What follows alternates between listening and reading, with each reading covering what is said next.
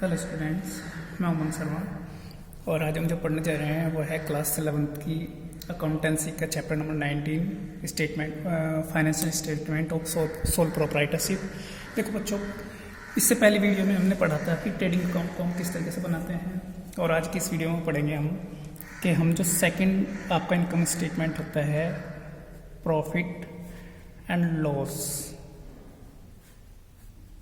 Account, इसे हम prepare क्यों करते हैं और ये होता क्या है। देखो बेटे, सबसे पहली बात तो मैं बताऊं कि profit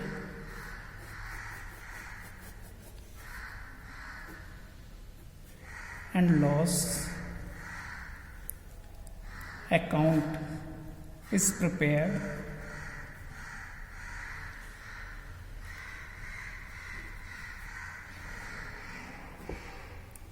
after the trading account. इसे जो हम प्रिपेयर करते हैं ट्रेडिंग अकाउंट को बनाने के बाद प्रिपेयर करते हैं, ठीक है ना। It shows us net profit और net loss for the year. ये पूरे साल का जो है मैं आपको करता क्या है, net profit and net loss show करके देता है पूरे अकाउंटिंग ईयर के दौरान। अकाउंटिंग ईयर जब हम फाइनेंशियल ईयर इस्तेमाल करते हैं वो, ठीक है बेटे। मैं इसका आपको फॉर्मेट बना करके दिखाता हूँ। प्रॉफिट एंड लॉस अकाउंट,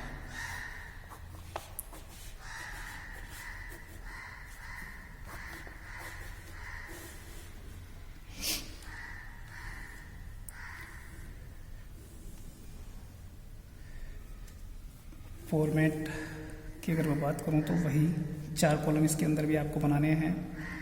पहला कॉलम आपका particulars debit side, particulars and amount credit side. देखो बेटे, सबसे पहली बात बताऊँ आपको, जो ऊपर आपने ट्रेडिंग अकाउंट बनाया था उसमें अगर आपको होता है ग्रॉस प्रॉफिट तो आप उससे अपोजिट ट्रांसफर कर देंगे। डेबिट में प्रॉफिट निकला था, बाई साइड में आपने ट्रांसफर कर दिया उसे ग्रॉस प्रॉफिट, उसे आप यहाँ पे लिख देंगे। बाई चांस आपको लॉस हुआ है तो उसे आप ग्रॉस लॉस को इसके डेबिट साइड में ट्रांसफ़र कर देंगे, क्योंकि प्रॉफिट आपका फ़ायदा है क्रेडिट में जाएगा और डेबिट लॉस आपका नुकसान है वो डेबिट में जाएगा। आई बात समझ में? अच्छा देखो बेटे, उसके बाद जितने भी आपके एक्सपेंसेस ऑन सेल होंगे वो आपके यहाँ पाएंगे।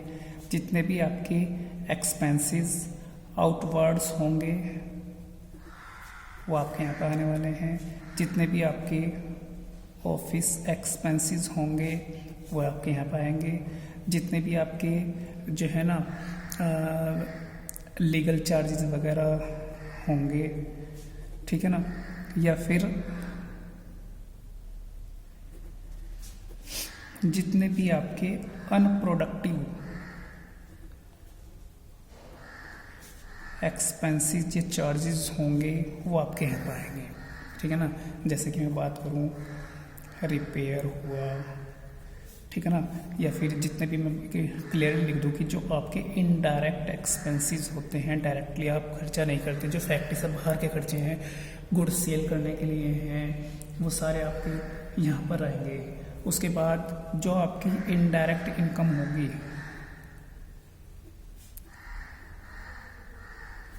वो आपको यहाँ पर शो करनी है। जैसे कि आपका कमीशन आपको रिसीव हुआ, आपको रेंट रिसीव हुआ, इस तरीके की जो आपकी इनकम है वो आप इधर शो करेंगे। सेम लास्ट में हम क्या करेंगे, बैलेंसिंग फिगर फाइंड करेंगे।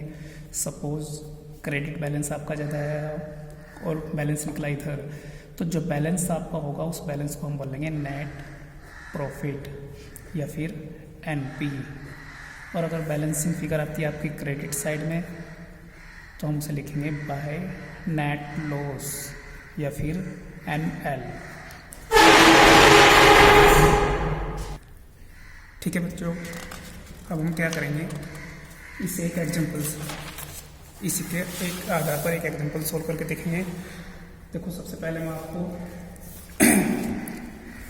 प्रॉफिट एंड लॉस अकाउंट का एक क्वेश्चन शो करके दिखा रहा हूँ, इसे ध्यान से पढ़ेंगे।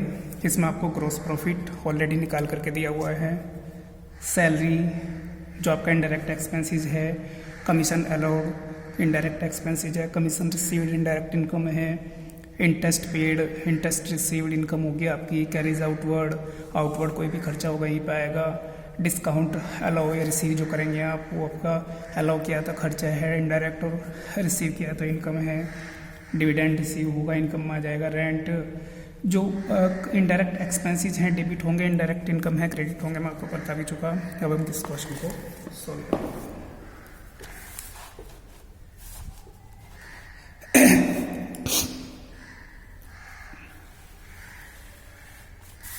सबसे पहले हम इसका एक स्टेटमेंट तैयार करके देखेंगे।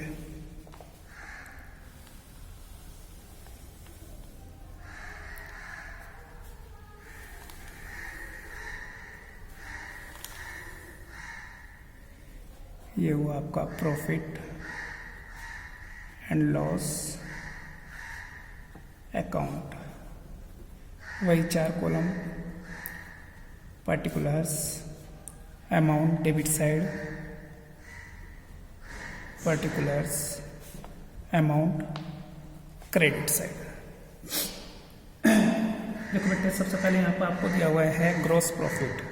मैंने बताया था अगर ग्रॉस प्रॉफिट है तो उसे हम ट्रांसफ़र करते हैं क्रेडिट साइड में, ठीक है। अगर ग्रॉस लॉस होता तो उसे हम ट्रांसफ़र करते हैं डेबिट साइड में। अब देखेंगे बेटे यहाँ पे आपकी जो सैलरी दी हुई है, सैलरी ऑफिशियल एक्सपेंसेस है, सैलरीज एंड वेजेस, ये जो आपको ट्रांसफ़र करनी है इन्हें हम ट्रांसफ़र करेंगे डेबिट साइड में, ₹10,000। कमीशन आपने अलाउ किया,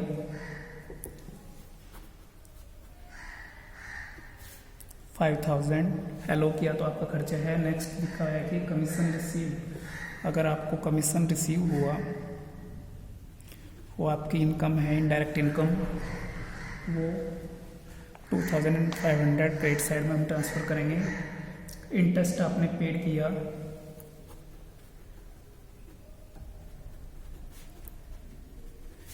$3,500 डेबिट होगा। इंटरेस्ट अगर आपको रिसीव होता है 2,000 का,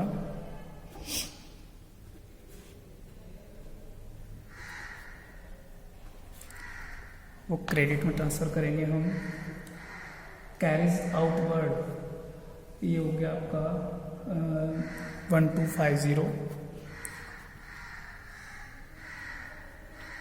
कैरीज आउटवर्ड्स 1,250, जो आपका यहाँ पे है फ्रैट आउटवर्ड। देखो बेटे कैरीज फ्रैट दोनों आउटवर्ड लगा हुआ है। आउटवर्ड का मतलब क्या है कि ये बिक्री के टाइम के खर्चे हैं और आपको जो है ना इसी अकाउंट में ट्रांसफ़र करने हैं। ये जो फ्रैट हुआ ये है आपका 750 का।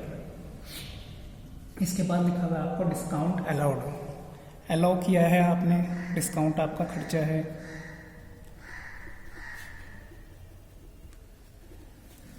ये डिस्काउंट अलाउड हो गया आपका 250 का। इसके बाद अगर मैं बात करूँ यहाँ पे लिखा है कि डिस्काउंट रिसीव हुआ है क्योंकि आपकी इनकम है, डिस्काउंट 1,250 आपने क्रेडिट में ट्रांसफ़र कर दिया उसे। नेक्स्ट लिखा हुआ है आपका डिविडेंड रिसीव, ये भी आपकी इनकम है। डिविडेंड होगा क्या कि आपने कहीं पे पैसा इन्वेस्ट किया हुआ होगा, ठीक है ना, इन्वेस्टमेंट, उससे आपको इनकम हुई, ये 1900 रुपये की इसमें दी हुई है। साथ ही आपने रेंट पे किया 3,000, रेंट पे किया तो आपका खर्चा है, ये एग्जाम्पल नंबर आपका 2 चला हुआ है, ठीक है ना। रेंट आपने पे किया 3,000। उसके बाद बैड डेट रिकवर्ड। देखो बेटे बैड डेट रिकवर्ड आपका क्या हम होता है, देखो बैड डेट जो आपके डेटर्स में से जो आपका पैसा डूब गया, जिसकी अब मिलने की कोई उम्मीद नहीं रही, उसे हम बोलते हैं बैड डेट। और वो पैसा जब आपको आप रिटर्न ऑफ कर चुके लेकिन वो आपको मिल चुका तो वो रिकवर हो गया, तो उसे हम बोलते हैं by bad debts recovered. Bad debt recovered जो आपको दिए गए हैं वो दिए गए हैं 6,000 रुपीज़ के। साथ ही यहाँ पे लिखा है रेंट रिसीव्ड। रेंट रिसीव हुआ तो आपको इनकम भी, वो इनकम थी आपकी 8,000 रुपीज़ की। नेक्स्ट लिखा है ब्रोकरेज पेड। ब्रोकरेज बोलते हैं दलाली को माल बिकवाने के लिए आपने ब्रोकरेज जो पेड की वो थी आपकी 1500। ठीक है। उसके बाद जनरल एक्सपेंसेस जो आपने पेड किए, क्योंकि आपने पेड किए जनरल एक्सपेंसेस, आपका खर्चा है डेबिट में जाएगा, वो हुआ 9,000। उसके बाद miscellaneous income by miscellaneous income, ये आपकी मिक्स इनकम होगी, छोटी छोटी इनकम।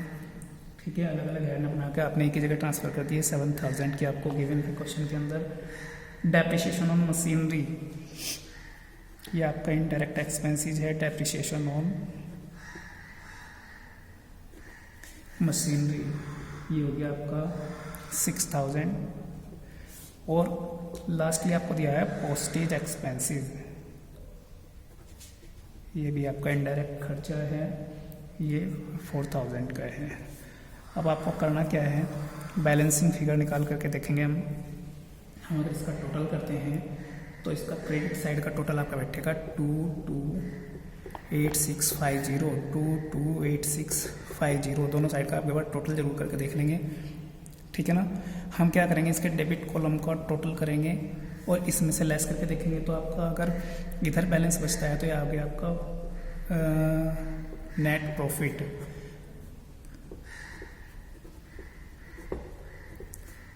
जिसे हम शॉर्ट में एनपी लिख सकते हैं। और अगर यही डेबिट साइड ज़्यादा होती, यही बैलेंस आपका क्रेडिट में निकलता तो वो निकलता आपका नेट लॉस। ठीक है ना, जिसे हम एनएल लिख सकते थे। मुझे पूरी उम्मीद है बच्चों आपका ये अकाउंट क्लियर होगा आपके। ठीक है ना, इससे रिलेटेड क्वेश्चन करने की कोशिश करेंगे और जो नहीं होगा आप इसको से कॉन्टैक्ट करेंगे। ओके बच्चों, थैंक यू।